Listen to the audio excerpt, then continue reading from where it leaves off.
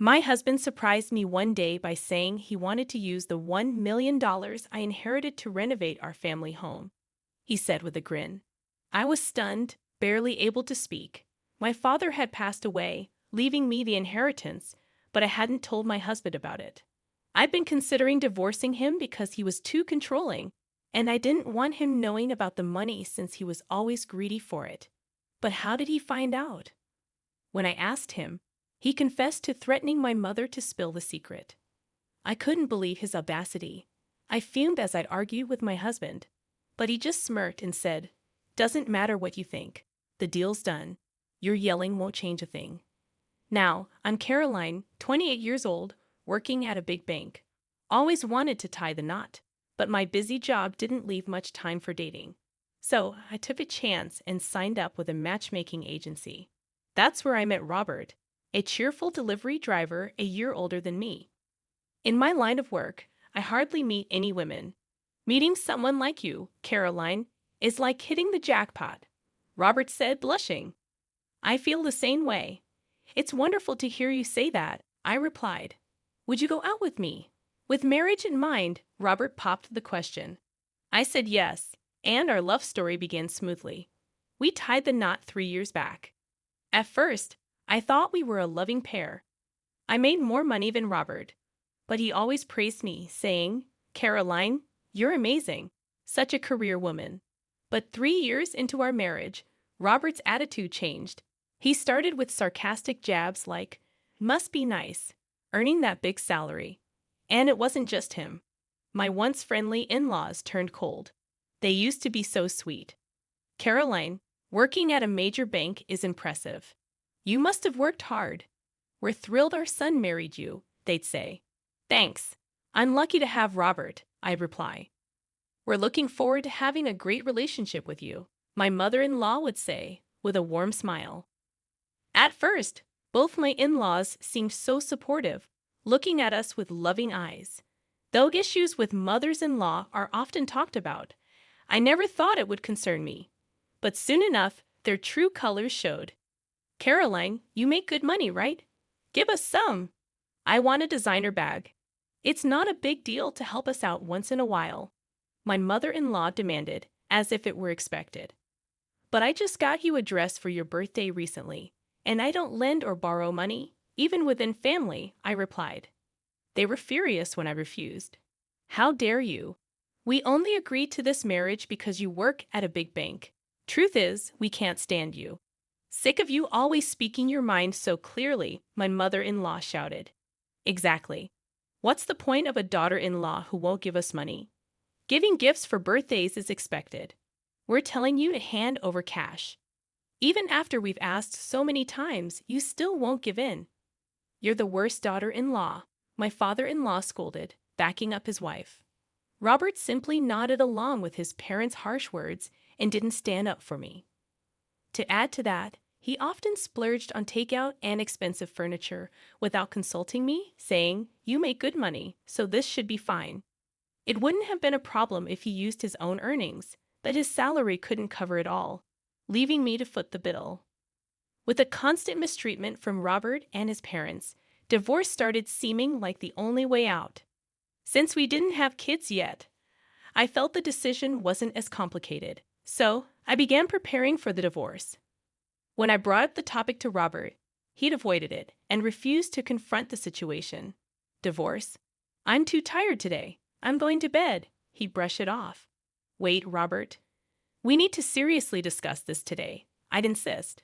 But he'd ignore me and quickly retreat to the bedroom, persistently avoiding the conversation. I got a call from my mom during that time. Hi, Mom. What's going on? Listen carefully. It's about your dad. According to her, a recent checkup revealed that my father was sick and needed urgent hospitalization. Got it. I'll head to the hospital right away, I said, rushing to prepare. As I was getting ready to leave, Robert asked where I was going, and I explained about my dad's situation, but he just replied with a nonchalant Disappointed by Robert's lack of concern, especially considering it was about his father-in-law, I focused on going to the hospital without paying him any more mind. When I got there, I joined my mom to hear the doctor's diagnosis. Turns out my dad had cancer, and his time was limited. Both Mom and I were stunned. We debated whether to tell him the truth about his condition, but knowing he'd want to be fully informed, we decided to be honest with him. Returning home devastated, I was met with Robert's insensitive question. Back from your dad's hospital, huh? How bad is it? Despite my anger at his tone, I shared the grim news about my father. His response was callous. Oh, weren't you talking about divorce? If you want to stress out your already ailing father with our divorce, I'm up for it any time. His despicable comment plummeted my feelings for him even lower. But I didn't want to burden my father further. Despite Robert's smug claims about being ready for divorce, whenever we discussed it, he seemed even more pleased. With my workload and a desire to avoid divorce discussions, I focused on being there for my father. Avoiding the topic of divorce seemed like a victory to Robert, worsening his attitude. So, what about your dad's inheritance? How much are we talking about? I'm his son-in-law, so I should get a share, right? Can't wait? Robert asked eagerly. That's ridiculous. My dad is still alive. How can you even bring that up? Shut up. Don't raise your voice at me. No matter how much I objected, Robert seemed unaffected. His constant speculation about what he might get after my father's passing disgusted me. So, I started staying at my parents' house. I told my mom that I'd be staying there for a while since it was closer to the hospital. After some time, my father passed away after his battle with illness. He left this world peacefully, as if he were asleep. My mom and I cried so much it felt like we'd run out of tears. But with funeral arrangements to be made, we couldn't dwell in our sorrow. I called Robert to inform him about my father's passing and the funeral date. Although I still wanted a divorce, I felt obligated to let him know since we were technically still married. So, your dad finally passed away. Sorry for your loss. I don't feel like attending the funeral. Too much of a hassle, he said casually. Despite my suspicions, Robert showed no signs of sadness. I had hoped he would at least come to the funeral, but it seemed even that was asking too much.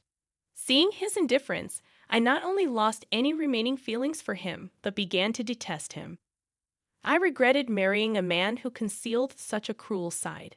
Do whatever you want, I replied, surprised by my own coldness. Why are you so upset?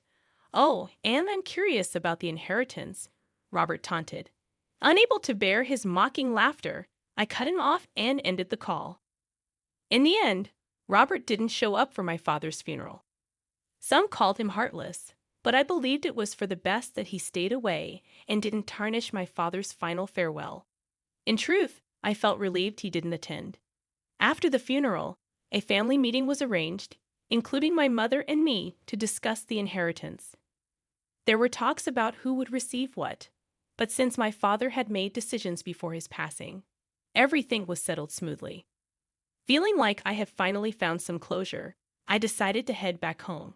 But as soon as Robert saw me, he dropped a bombshell. Hey, it's been a while.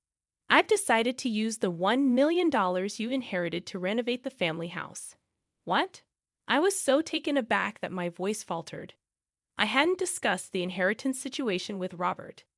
How did he know about the $1 million? And why was he planning to spend it on home renovations? Still reeling from the shock, I asked Robert, "What do you mean? I have no idea about any large sum of money." With a chuckle, Robert responded, "I had a chat with your mom. I may have nudged her a bit, hinting that if she didn't spill the beans about the inheritance, I might consider divorce. She quickly spilled everything. It turned out that Robert had coerced my mother into revealing details about the inheritance. You're despicable, threatening my mother like that just to find out. That's a low blow," I exclaimed, my voice rising without me even realizing it. "I don't care. The renovations are already underway with that $1,000,000. You did what? Yep, lucky me for snagging that cash. Good thing we're still hitched," Robert retorted smugly. While I was preoccupied with funeral arrangements and other tasks, Robert had already arranged for the renovations using the inheritance. I was speechless. "You're obsolete now, but I'm feeling generous," You have two options: move in with my folks or file for divorce.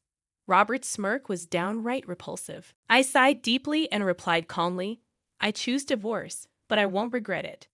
Robert laughed dismissively. As if I'd regret anything. With that, he handed me a lawyer's business card. From now on, we'll handle everything through this lawyer. And don't forget to transfer the inheritance to my account, he added. Silently, I packed my belongings and left. Even as I walked out the door, Robert kept reminding me, don't forget about the inheritance. When I recounted everything to my mother, she seemed taken aback. She hadn't realized how strained things were between Robert and me. She also apologized for divulging details about the inheritance to Robert. It's all right, Mom. I should have told you everything. But Robert threatening you is the worst part. I reassured her, then asked if I could stay at our family home until I found a new place. She readily agreed. The following day, my phone buzzed incessantly with calls from Robert, all of which I ignored. Eventually, Robert showed up at my parents' house, ringing the doorbell persistently and causing a commotion. Despite my attempts to ignore him, Robert refused to leave and continued to shout loudly outside. Hey, open the door. I know you're in there. Feeling overwhelmed by his aggressive behavior, my mother suggested, Caroline, maybe you should talk to him to prevent any further disturbance for the neighbors. It might not lead to anything productive, but if things escalate, we'll call the police. All right, I understand, I replied reluctantly.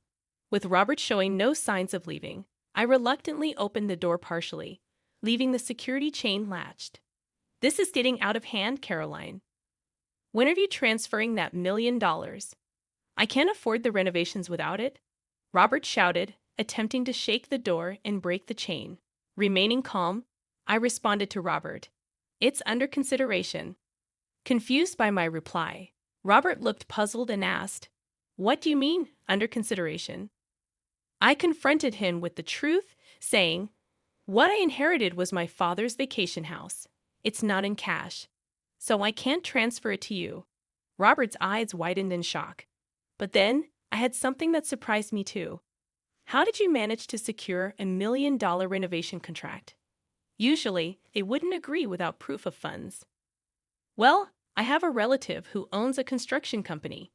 I mentioned I'd be receiving $1,000,000 soon, so they skipped the usual checks, Robert explained, looking stunned. If that's the case, remember when I warned you before we decided to divorce? I reminded him. I did warn you properly. You've got to be kidding me. I already paid a deposit of $3,000.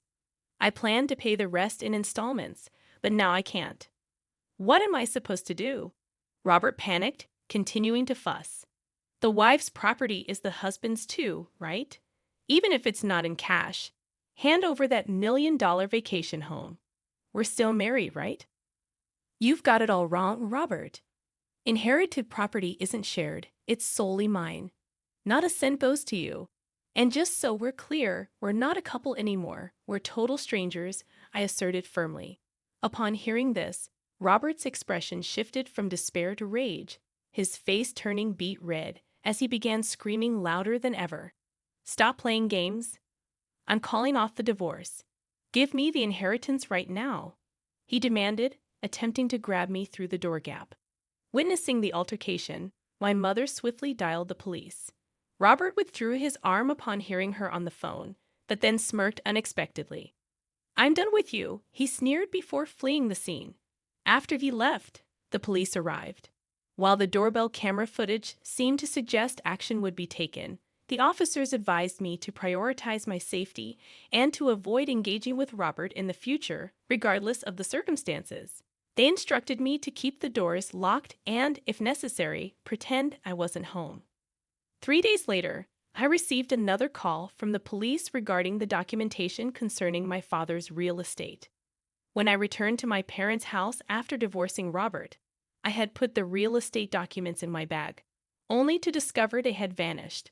Upon being informed that the documents were found, I headed to the police station where Robert was unexpectedly present. To my shock, it turned out that Robert was the thief who stole the documents. As I demanded an explanation, exasperated, Robert wore a sullen expression and muttered, You thought there might be cash in my bag since I inherited $1 million, right? So when you went through my stuff, you stumbled upon some important-looking documents related to the inheritance and decided to take them.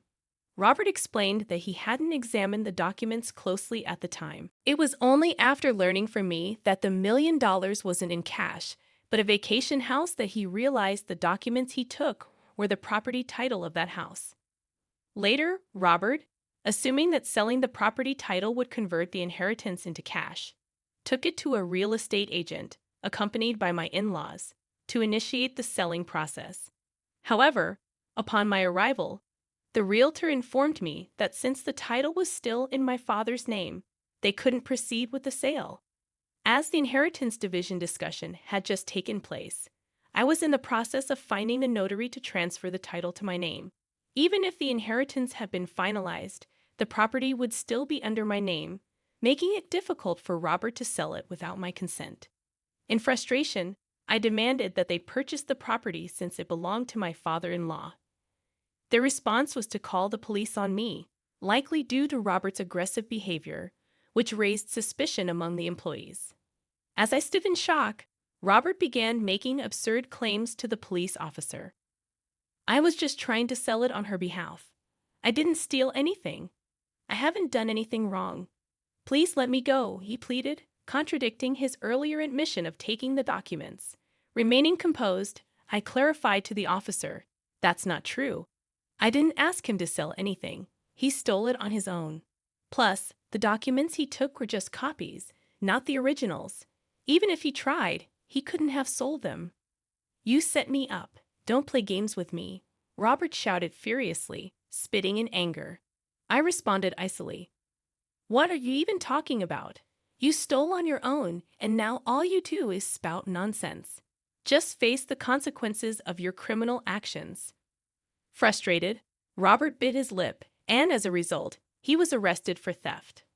With news of Robert's arrest and the loss of the $3,000 deposit broadcasted, my in-laws, now exposed as the parents of a criminal, were compelled to relocate from their town. Later, they seemed to hold a grudge against the real estate agency that reported Robert, resorting to making harassing calls and spreading rumors. The real estate agency, understandably outraged, filed a lawsuit against them for obstructing business and attempted fraud, as they had tried to sell property they didn't own. To avoid a court case, my in-laws had to pay a significant amount in damages. In their desperation, they reached out to me for help. Caroline, please. We used up our savings for the deposit, and now we're in debt to pay the settlement. My ex-mother-in-law's voice trembled with urgency, but I felt no sympathy. Why are you asking me for help? I'm divorced from Robert, and as far as I'm concerned, you're strangers to me now. I responded firmly. She pleaded, You're wealthy, aren't you? Can't you spare some money? We'll pay you back, I promise. I don't believe that for a second. I'm ending this call. Don't contact me again, I replied coldly, before hanging up and blocking both their numbers. Robert's number had been blocked long ago. Knowing Robert knew where my parents lived, I decided to sell our family home and moved with my mother for safety. As for the $1 million vacation house, I put it back on the market, and it sold without any issues. Now my mother and I live peacefully, cherishing the memories of my father.